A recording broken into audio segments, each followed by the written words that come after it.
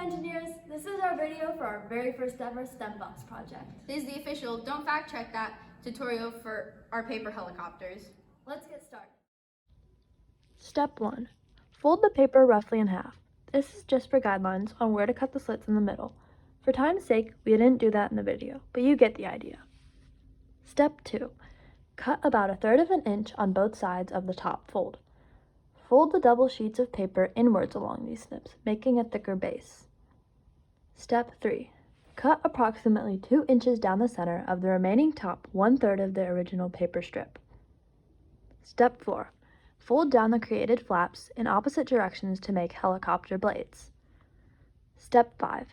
Decorate if desired and add a paper clip for additional weight to your helicopter. Now, experiment a little. What happens if you add extra paper clips or none at all? Try dropping it from all different heights and in different environments.